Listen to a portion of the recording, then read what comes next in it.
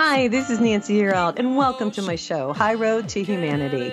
In every episode, I tell you powerful true stories filled with great wisdom that you can use in your own life as you strive for a higher road to travel.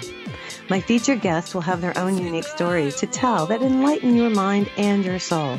So kick back, relax, and learn the secret to success when you take the high road. First touch, strong connection, it lays deep in your soul.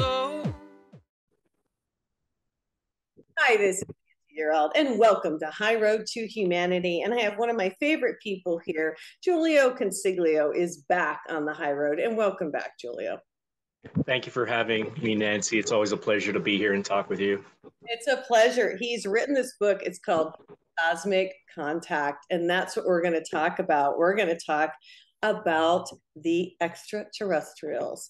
And let me give you a little information about Jiulio before we get started. He is a spiritual teacher. He's an author who focuses on the transformative power of inner stillness, the mind-body-spirit connection, and psychic ability development. His message is that there is life beyond fear and insensate thinking, and it is found in the dimensions of inner stillness, and that's the truth. Jiulio currently offers his consciousness-based teachings to individuals and groups. And what is your website, Jiulio? I don't see it. It's JiulioConsiglio.com. Okay. All right. And we're going to talk about what's happening. And this is cool. We were talking before the show about making contact. And this first started for you, I guess it was like what, 2020? October, the fall. 2020. Tell your story. Tell us what happened when you first made contact. So I had actually been spending time in the townhouse for several months because I was writing. So this one evening I came out. It was essentially the first time I met my neighbors. And there were two of them back there, Matt and James. Okay. And I suddenly got the urge to look in the northwest sky. And what I saw was a pill-shaped object coming down through the clouds at about a 45-degree downward trajectory. And I ended up recording that one. And we had two sightings that night. But what I want to say is that evening with them opened the door to just incredible low range sightings that included orbs and what I describe as a transforming triangle. Okay. Now, you were in Canada. Ontario, Canada. Yeah, and I want to say this right off the bat. The reason that you were able to see what you've learned after, and we'll talk about this, is that you were open.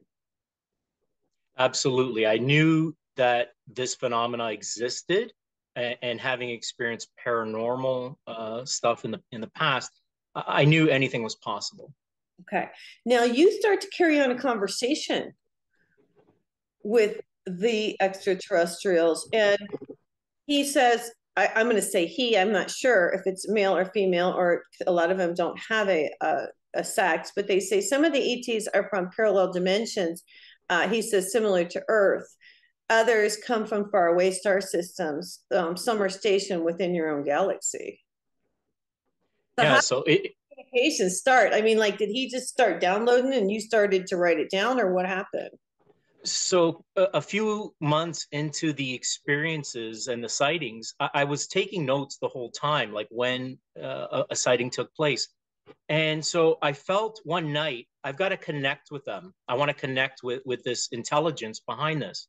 So I started to write a book in a sense. And when I put my attention, I started receiving answers instantly as downloads, I describe. Right. So he would ask the question. And that's how it goes in the book, you guys. He asked the question and then they answer you.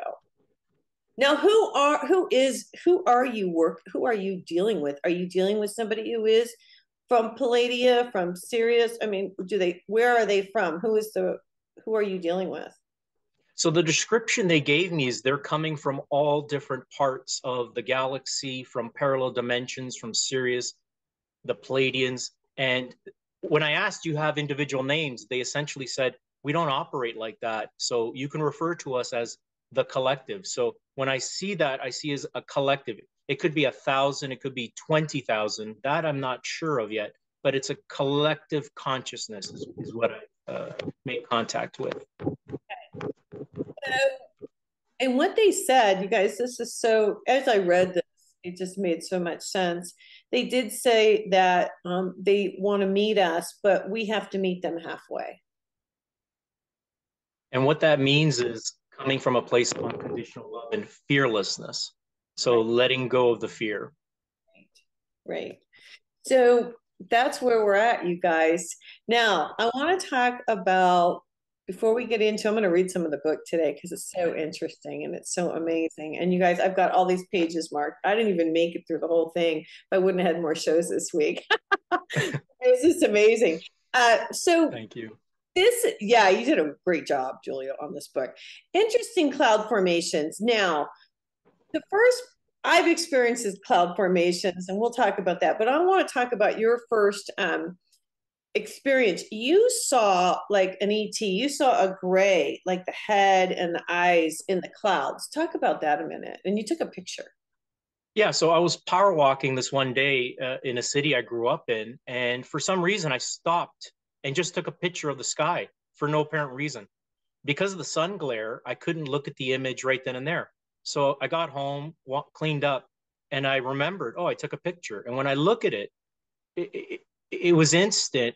The cloud on the left appeared to me what a gray would look like, and the one to the right appeared sort of like a different species. So I showed some people, and even people that I know were skeptical, and they said, yeah, these look like faces. So I made nothing much of that after. It was about 2 years later that the sightings began. Why do you think they were just giving you signs so you could get an idea that they were there? Or what do you think that was all about? I think that's my sense is that's what happened. So they were sort of giving me a little taste, a little introduction of how they can communicate.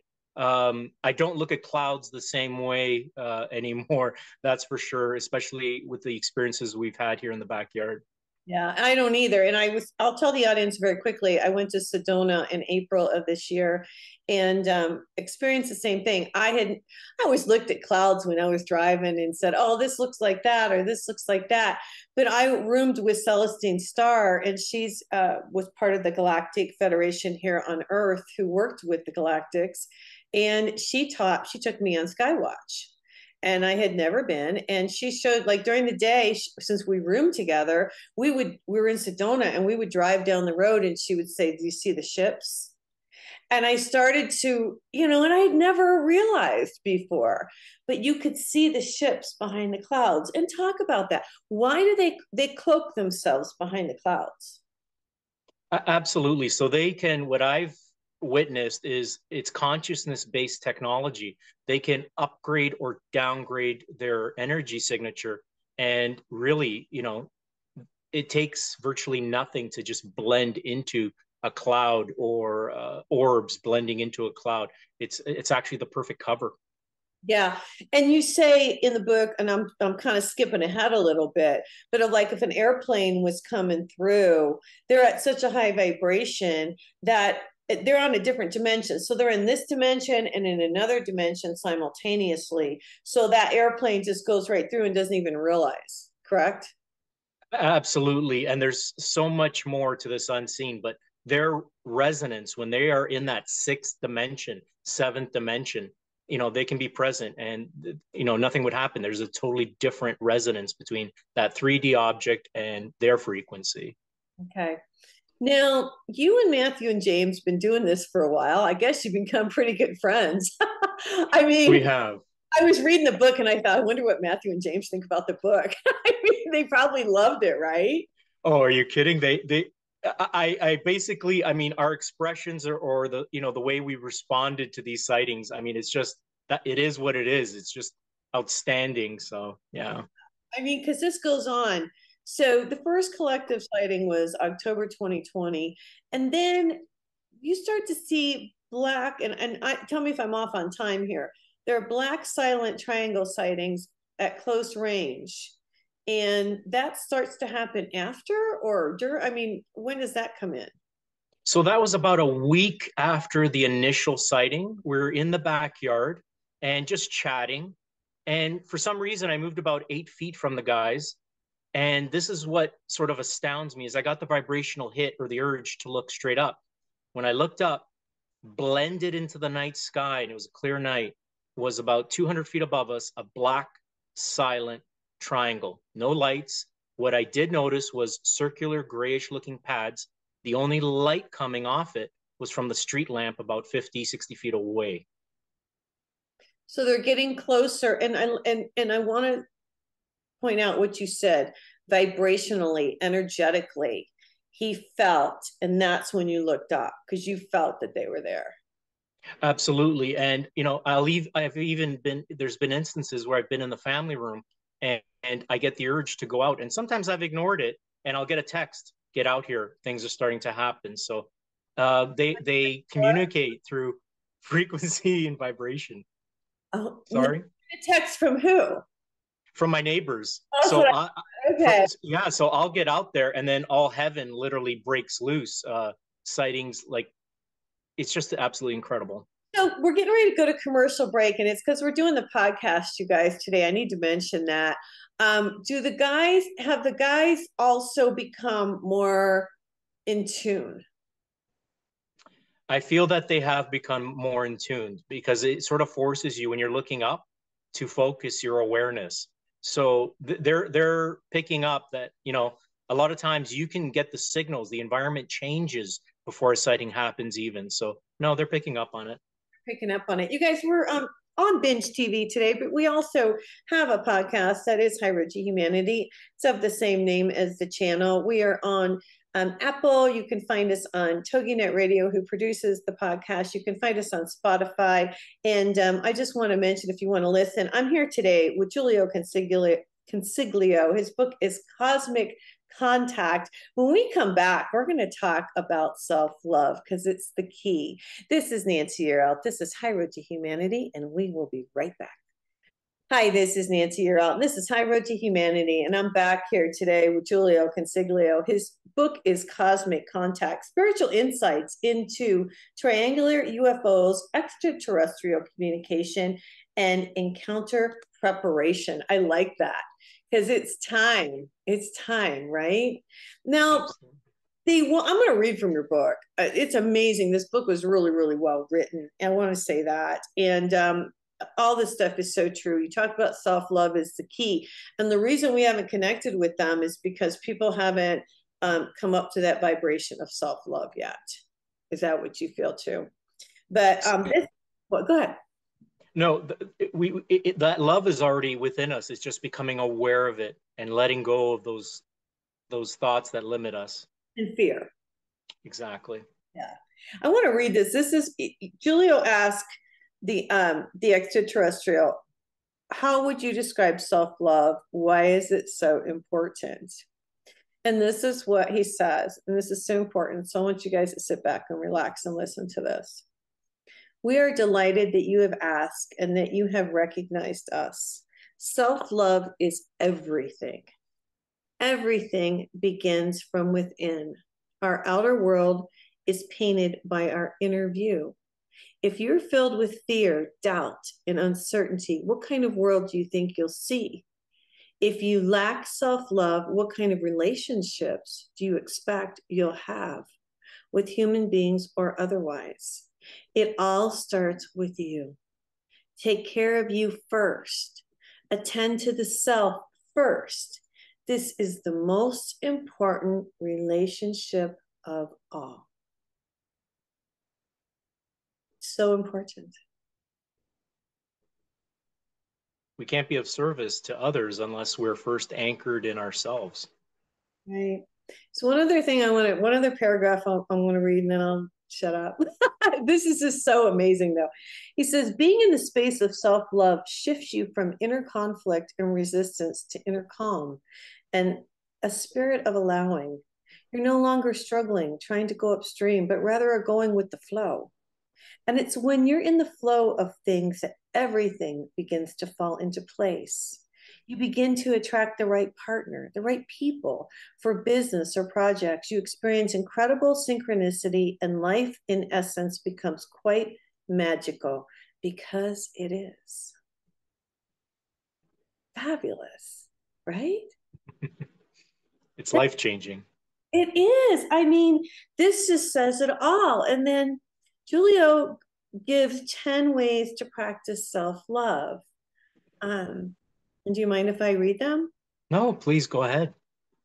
Forgiveness is number one. Make time for yourself. That's just not forgiving others, that's forgiving yourself too. Let me say that. Don't forget that. Free to interject anytime. Make time for yourself. Many of us can be people pleasers, and that's something I'm working on, is doing stuff for me, because I always do for everybody else, and I have to make a conscious effort. What about you? Yeah, and it's sort of like having boundaries, healthy boundaries. It's not that you want to disappoint anyone, but you can't spread yourself so thin that you lose yourself. Right. Number three is let go of comparisons. We all have our own strengths and attributes. Celebrate our differences rather than compare them. I love this.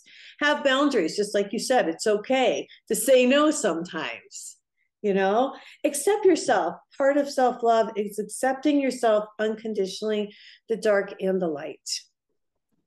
Feed your soul is number six. Number six, find your passion. Immerse yourself in what you love to do. And that's true. Connect with nature is number seven. Being outdoors has a way of grounding and centering us. Number eight is let go of what's no longer serving you. That's not always easy to do, but they want you to do that. Number nine, not worrying of others' opinions. We can't really control how others perceive us. Love that. And number 10 is take time to attend to the physical body. Our food choices and exercise. Every one of these hits home with me. Every single one.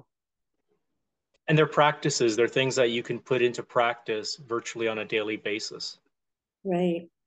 Now, so we have to shift. So from what they're telling you, and talk about this, they've said that we have to shift from fear to love in order for them to meet us. What do you think? What that means is essentially, see, we've been conditioned to operate between the past and the future, but the ascension ladder is the present moment. So becoming very aware of the present moment is the first step in sort of breaking that cycle of past, future. That is a conditioning. It's just the conditioning that we all experience coming into this reality. And then connecting deeply to that inner being that is transcendent of the thinking mind. So the thinking mind, there's nothing wrong with it, but there is a vastness to us, and it's that inner stillness. Connect with that, and you will remember exactly who you are. Yeah, and we're going to talk more about that. But before we get into that whole inner stillness thing, I want to rewind a little bit. Go back to October 17th, 2021. Is that when you had the 200 to 300 feet you were talking about sighting that you just talked about? That was the triangle. That was triangle. Now, I experienced the spontaneous flashings of light. I want to know what their meaning is, or what you believe the meaning is. So it took me a year to figure out where these spontaneous flashes of light were coming from. Just after that sighting with that triangle, we're heading towards winter. And I would literally go out the back porch door, throw something into recycling, and have a massive flash come out of nowhere. And this was happening sporadically. It took me a year, but I realized this one particular night, I experienced a flash, and minutes later, experienced a sighting with this triangle, and I connected it. It's this triangle that has been making that contact with me. So it's been pretty incredible. And it's gotten to the point where I have several videos, for example, on Instagram. I'll have a flash and then I'll respond and say, can you do that again? And the unseen object does respond. So since we're talking about this, let's talk about you personally and your ship that seems to follow you. Tell the audience about that. So are we talking about this black triangle again? So, so, so I, I asked the collective, what's it like operating in this triangle? And I have my hands on the keyboard, and I kept getting nothing, like a wall. And I sort of pushed, and I said, "What's it like?" And what I was told through this channeling was, it's not so much a part of their consciousness as it is a part of mine. And essentially, it came with me as I came into this reality. Even now, I can't even believe it. I said, I'll take it, what you're saying, but it's too sort of incredible to even to contemplate. So do we all have a ship? I I sense that we come in with guides, ships. It, we're stepping into the quantum field, and until we realize and become really expansive in our awareness, we can't really begin to fathom the support and the unconditional love that is here now, always with us. So Right. it's got to be a personal experience, as much as words and have some meaning. You have to experience it yourself. Interesting.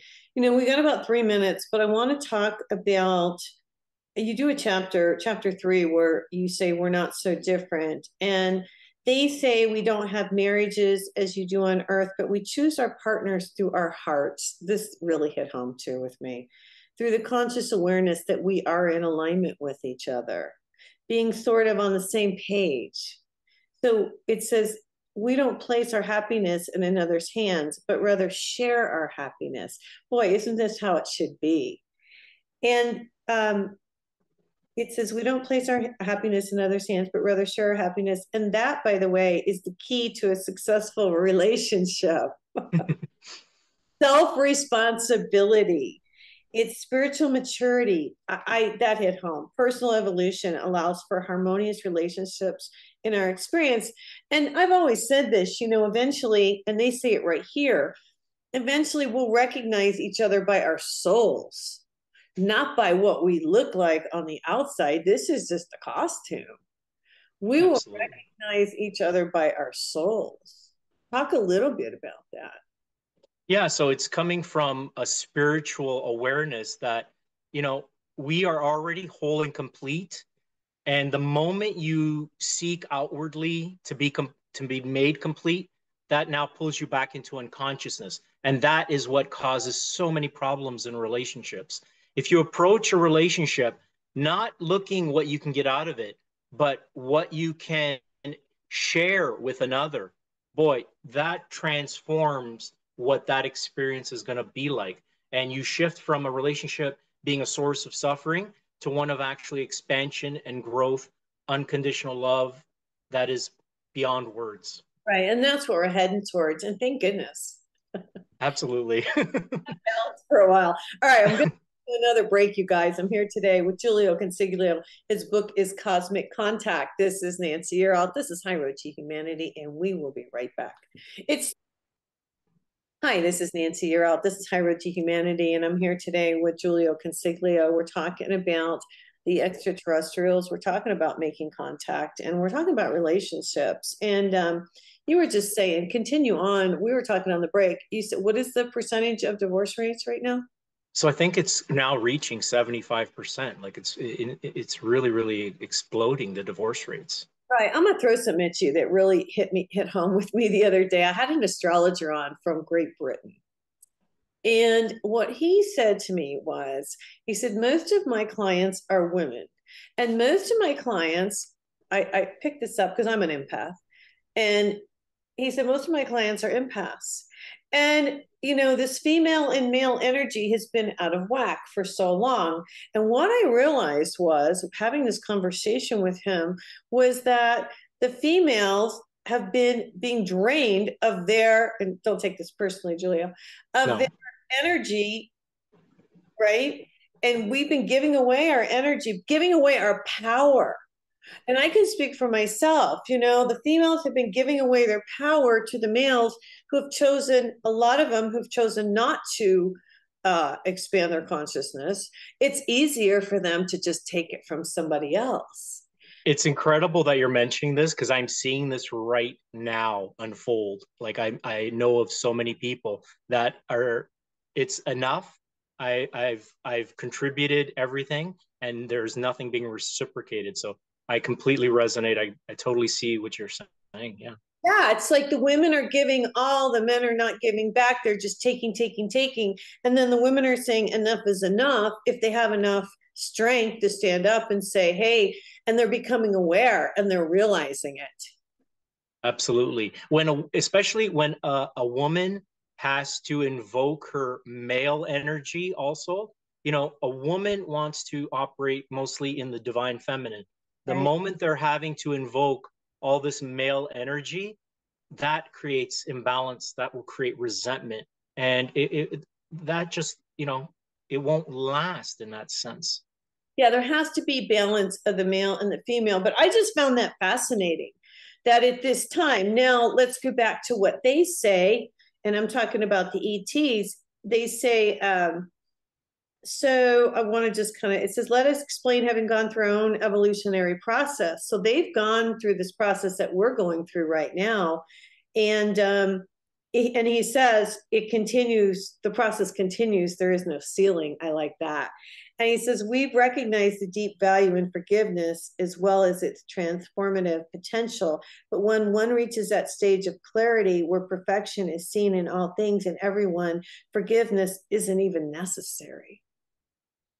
Absolutely. So you can get to a point where you've transcended the ego completely. Your mind is silent Yeah. and seeing the world of form, so the outer world, you realize that it is simply an expression of consciousness. The only true reality is who you are relative to God or source. Mm-hmm.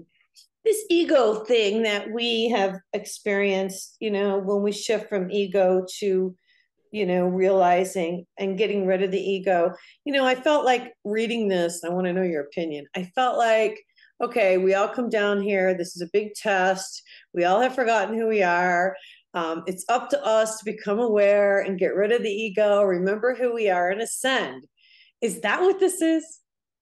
So pretty accurate. So it's not that you're going to actually make the shift from identifying with the ego to realizing your reality in inner stillness. So the ego is going to shift from being a source of one's suffering to actually a reminder and an indicator to go back in to reconnect with stillness. So it's if you look at it almost even from a quantum point of view, the moment of enlightenment is when that electron, that negative energy, is cast out of you, but it still orbits the atom, and you're not one with it. It's now just something on the outskirts, and you're now free, liberated. You're now self-actualizing. I love that. That's a good explanation. Thank you. They say that some of them have families, but it's of choice. It's like 50-50. And so they say having families for them is a conscious choice. Some have children, some don't. That was it. It's pretty remarkable, and I find that they make their choices from the highest self. So what will not only serve them, but what would serve the all that is. So I find it quite remarkable. I don't know if I read this or not. Did I read this? That our perspective, everyone is viewed beyond their physical appearance first. You did not read that, but that is a great point. I know, I'm going to read this. Through our perspective, you guys got to get this book. It's really through our perspective, everyone is viewed beyond their physical appearances.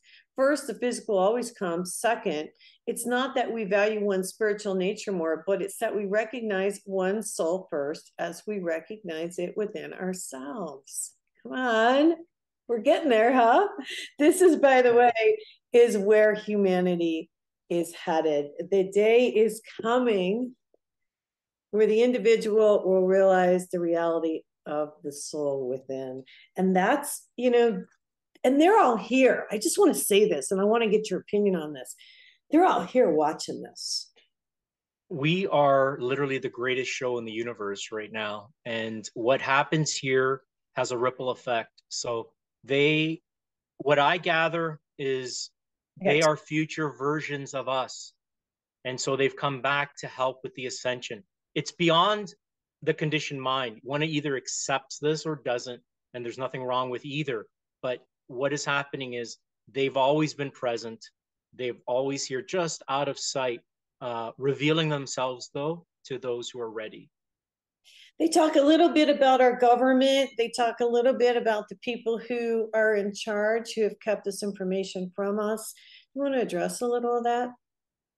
Yeah, so they are aware that that small minority that has been in control doesn't necessarily have our greater interests at heart. So, but there's a perfection in it, because without that darkness, it would not sort of cause this shift, this awakening. Because if everyone is comfortable, if we're just comfortable living our everyday lives, why seek change? It's when we're put under pressure, and I can speak personally, it wasn't until I was put under heat and tremendous pressure did I make that shift in consciousness, or that quantum leap. So there is perfection in it. Yeah, no, you're same thing here. Same thing here. I was forced to do it. It's either, I feel like, I really feel like we have a choice. You either go to the light and go to God, or you don't. And each individual soul has the choice. And when you choose to go with that higher power, you can say God, you can say source, you can say whatever you want. But when you choose to connect with that higher vibration, it changes your life completely. Every aspect is, because you now are bringing beingness to virtually all that you do, the doingness. It's profound. Washing dishes becomes quite sacred. Mm-hmm. Everything. Yeah, and I will say, and it took me a while, and I still work on myself. And I I don't know about you. I think we all continue to work on ourselves. It's a continuous process of evolution. And, the more you expand, you're going to experience even something from the past that comes up that needs to be forgiven or released. So it is an ongoing process. I always say this: enlightenment is only the beginning. Yeah, no, it's true, because I'm at the point now where, well, I've been doing it for a while, where I get these thoughts from before, and then I have to erase them. And, and a lot of it, and this may be getting a little deep here, you guys, but a lot of it is I have to feel that feeling and let that feeling go. Okay. So somebody did me wrong or said something, and that keeps coming back. Something will trigger that. And then I realized that if I can just feel that feeling of what it felt like and then let it go that way, then it seems to dissipate. What do you think? Absolutely. That's how you alchemize it. Ignoring your feelings is not the answer. You have to step into them. Do not fear them. Feel them, release them, forgive if you have to, and then let them go. You can even use visualization to do that. Yeah, and that's what I've learned. Now they talk about living in the moment, because that's how they experience. And what a beautiful way they put it in the book. They talk about experiencing on a profound level, and that what a miracle life really is, because what they're doing is, from what I understand, and what we will be doing, is just living in the now and watching creation. Absolutely. And realizing we're co-creators. So I've come to realize every single possibility is already a reality in the quantum field. Now, from your highest self, where anything is possible, now choose what you wish to experience in your life. Yeah, change it up a little bit. Yeah. Okay, so we've got a couple minutes. They also talk about telepathy and clairvoyance. In fact, we can talk about that on the last segment, because they are mentioning that humanity is becoming more psychic and more clairvoyant. And I know I am, and I know you have. So let's talk about that when we come back. Hey, you guys, this is our last segment. We're gonna take off here for a minute. I'm here today with Jiulio Consiglio. The book is Cosmic Contact. This is Nancy Yearout. This is High Road to Humanity, and we will be right back. Hi, this is Nancy Yearout. This is High Road to Humanity. I'm here today with my friend Jiulio Consiglio. We're talking about the extraterrestrials. Jiulio, you've had so many sightings, and you were talking to me on break about the transforming properties that of the ship when you saw it in May from holographic to it changed. Like, how did it change? Talk to us about this. Explain. So in May, we were in the backyard and I was facing the driveway and I said to the guys, it's back. And what happened was the triangle was coming in about 200 to 300 feet to the right of us. And this time it almost appeared more holographic to me. They turned around and we watched it cruise on by and then vanish over the neighbor's house behind us. Okay. So we stood there kind of shocked and amazed that it actually returned. About 4 or 5 minutes later, we're in the same positions. And this time, the triangle came in, same direction. Now, if you imagine a triangle or a pyramid, dissect it from top to bottom, and then dissect it horizontally. It was now coming together, moving apart as four pieces. We watched this, and when I screamed out, "It's back!" Matt responded, "BS!" I said, "Turn around." And we all turned around and we watched this thing come together, move apart, and then vanish before our eyes. Same trajectory. It was just absolutely astounding. And it just gave me more insight that this is a consciousness based technology. It spoke volumes to me. So, why do you think it went apart and came back together? To show you its capabilities? Absolutely, to demonstrate its potential and its playfulness. I've related to that of a dolphin because we had one night, I believe it was April 29th this past year, 15 or 16 sightings where it was showing itself as various orbs in various shapes. Absolutely incredible. What do the neighbors think? The rest of the neighbors? Well, the neighbors behind us think it's absolutely incredible. Like they've had a few with us, but nothing the likes of which when I've had with these guys or when I'm by myself. It's just outstanding. Now, what's been going on lately? Since, we've been talking about 2020, 2021. Now here we are, 2022.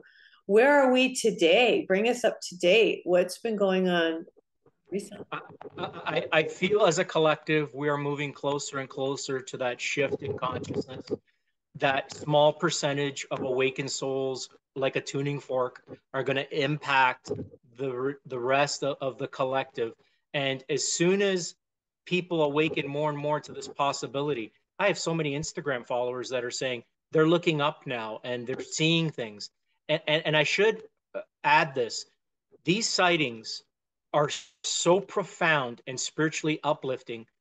I've compared it to my own spiritual awakening in 2005, and it's as profound, if not now more so. So there's been no negativity surrounding this. It's all been quite uplifting. Okay, now I'm going to kind of throw a couple things at you. I want to know what you think. I've had a lot of people on the show. I've had Raymond Keller, he works with the Venetians, and he's real interesting. I've had I've had Rob Potter on. A lot of people talk. I've had Gene Decode, and people talk about the reptilians and the underground bases. And so not all of these ETs are pleasant. There's a lot of that are connected with our governments that are running the show. They're here to get minerals. They're living underneath. There's a war going on. We're having to fight them. Do you know anything about this? What's your take on this? My take on this is all of this phenomena, number one, is actually spiritual in nature. Mm-hmm. So if we say we had the fall of mankind, we talk about the fall and the fall in consciousness. If we really start putting a name on it, we can say, so there's that word Satan. But what if it is actually a negative sort of entity that has taken over that collective, the collective of humanity? So we can focus, or one can focus on that. And if they do exist, maybe it's 5% of all these ETs, but there is no stopping the awakening of humanity, and they know that the time is up. So it's going to look darker on the surface, but this is where it's important to anchor yourself, be still, and trust, faith, cultivate those. Yeah, because they are trying, and I agree with you wholeheartedly, and stay centered. And the more you connect, and I bring in the light every day, I tell everybody to do the same thing, bring up the light, ground yourself, stay aware. Because what I'm watching now, I didn't do any current events at the beginning of the show, but I see a lot of places are having trouble with their water and food. And so, what I feel, and I want to know your feeling on this because we have a few more minutes, is the dark. Obviously, we stay centered, we stay connected to the light, we watch what's going on, but I am aware that the dark is doing everything they can to corrupt our food system, to corrupt our water, anything they can, because it's like it almost feels like you said, their last ditch effort because they know they're going to lose. It's a war. Absolutely, but what I should also add is this has been going on for a long time. It's just now we're becoming more aware. The word apocalypse means revealing. It's actually being revealed to us now. So as this darkness is purging and coming to the surface and rearing its ugly head, you have to realize it's always been here, only now we're becoming more aware. And the gift that comes in that awareness is you can look at it, observe it instead of react to it, and choose differently and focus on the world you want, a new earth. Right. I love Maureen St. Germain. She always says, wake up and say, I'm going to have a day of heaven on earth. And that's how I've been waking up. It's whatever intention you put out to the universe is how your day is going to be. If you wake up in the morning, and I've been doing this now, Jiulio, I say, thank you for the warm bed I slept in. Thank you for my house. Thank you for my food. I'm grateful for what I have. We forget to be grateful that we have electricity. We forget to be grateful that we have the warm bed to sleep in and food to eat and the sun in the sky and just walk outside. It's so important. Perspective is everything. So just making that shift to gratitude can literally change one's life. The word present, if we break it up, is present. So whatever it is you're entertaining and being grateful now is what you're going to be calling forward in a future present. Right, because we are creating our reality right now. So whatever you think, whatever you feel, whatever you say goes out into the universe, and the universe reciprocates. It doesn't make a decision for us. It simply is a mirror to our vibrational frequency, our thoughts, our words, our energy field. Yeah. And that's why, Julie, I'm so big on affirmations. The affirmation queen. Because, well, I learned this years ago in real estate when I was a single mom and had to create business for myself. And, it's really important that you tell the universe what you're looking for. It's like prayer. When you ask God or ask the goddess, I say the God and the goddess now because there's a male and the female. And if you ask for what you want and you believe you can have it, it will be yours. Yeah, it's just allowing it to unfold and allowing it to express to you and through you. It's our limiting beliefs that close us off to the miracles and to the potential that we have within us. Right. And I want to talk a little bit about timing because it's not always in our timeline. There are things I've been trying to sell my house for a couple months, it finally sold, but it wasn't in my time. It was in divine timing. So even though we have choice and even though we can draw things to ourselves, there still is a bigger picture. Of course, there's a perfect orchestration. And when we realize that, and there's a difference between needing something and having something, a desire fulfilled. If you're looking only to need something, that's the ego sneaking in the back door and saying, oh, I want this right now.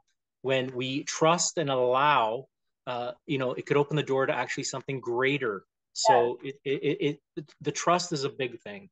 And I have to say, I'm so glad we're ending the show this way because trust has become having faith in our creator and God and the goddess. I say there's both because there is the male and the female. That has been something that I've been tested on, and hopefully, I'm going to say I've learned it. I trust now. It's taken a lot to trust. I'm gonna. This is important to mention. Every fire that I've been through in my own life, the personal fires, were all lessons in faith, trust, and trust that, when you surrender, when your will becomes one with God or source, you become unstoppable. But then now you're allowing miracles to express through you. So every fire that I've been through was a reminder: trust, faith, Yeah. let go. Right. And for everybody out there, I want to say this, and then we'll get out of here for a minute. But I just, I always think about the animals and the birds because they trust, they know, they don't worry that they're not going to get fed. Absolutely. They trust God. So why don't we? It's really interesting. Compare ourselves to nature and then just be one. It sounds really ooey gooey, but it's absolutely the truth, you know? Julia, Absolutely. I think there. Sorry. what's next? What's next? Yeah. That's to be seen. There might be a follow up to this book, I'm sensing, and it's going to come. Um, this is my thing. I sense face to face contact for a lot of people is going to happen within the next year or two, Okay. and I'm just sort of letting go. I've had these objects, this triangle in particular, come within 150 feet of me, and it's getting closer and closer. So we'll see what happens. We'll see what happens, you guys. Cosmic contact. Jiulio Consiglio, thank you so much for coming on the show today. It was such a pleasure. It's always a pleasure to talk with you, Nancy. I love these conversations. Thank you. Okay, we'll have him back soon. You guys, this is Nancy Yearout. If you want a psychic reading, if you want an angel reading, go to my website, nancyyearout.com, and you can book your date and time. We will see everybody next time. This is Nancy Yearout. This is High Road to Humanity. Everyone take care and God bless.